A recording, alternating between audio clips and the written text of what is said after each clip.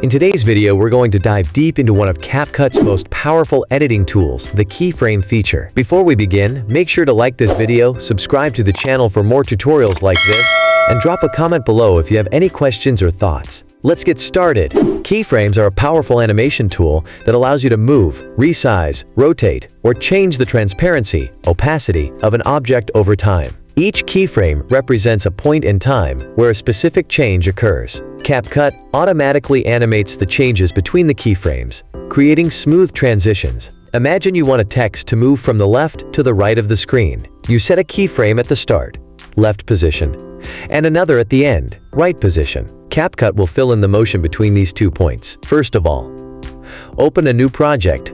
Choose a clip or image you want to move or animate. Move the playhead, the white vertical line on the timeline, to the point where you want your animation to start. For example, if you want the animation to start 2 seconds into the clip, drag the playhead to the 2-second mark. Select the element, image, or clip, and look for the diamond-shaped keyframe icon below the timeline. Tap it to set the first keyframe. For a moving object, this first keyframe marks the starting position.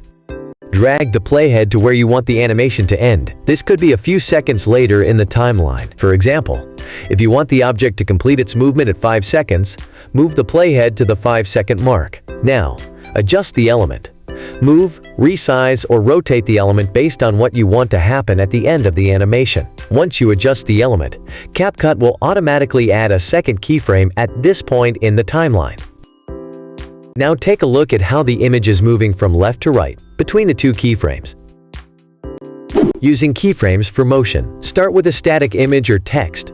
Import a static image or add text that you want to animate across the screen. Place the playhead at the start of the clip and position the object at its starting point. Add a keyframe here, then drag the playhead to the end of the clip. Move the object to the right side of the screen and a new keyframe will be added. Play the clip to see the object move across the screen. The motion between the 2 keyframes will be smooth. Keyframes for scale and rotation. Select an image, video, or text that you want to animate by scaling, zooming in or out, or rotating. Place the playhead at the start of the clip, add a keyframe, and set the element's initial scale to 100%. Move the playhead forward in time. Then adjust the scale of the object to 150%. A new keyframe will automatically be created. Animate rotation. To rotate, follow the same steps, but instead adjust the rotation angle. For example, start with 0 degrees and rotate to 360 degrees by the end of the animation. Now when you play the clip, the object will zoom in or spin according to the keyframe. Now let's move to keyframes. For opacity animation, fade in and out. Choose an object, such as a text or image, to apply the fade effect. With the playhead at the starting point, set the opacity to 0% and add a keyframe. This makes the object fully transparent at the beginning. Fade in. Move the playhead forward in time, set the opacity to 100%, and CapCut will automatically add a keyframe, making the object visible. Fade out.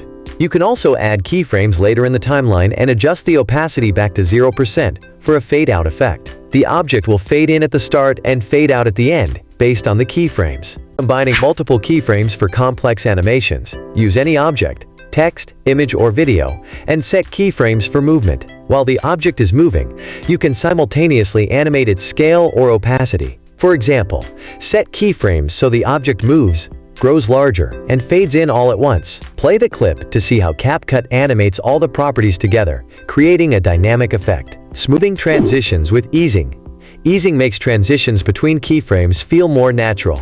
Instead of moving in a linear motion, easing slows down or speeds up the animation at different points. After setting up keyframes, tap on the keyframe in the timeline and choose an easing option, e.g., ease in or ease out. This will smooth out the animation. Play the clip to see how easing creates a more polished and natural-looking animation. The last bit, not the least, spacing keyframes.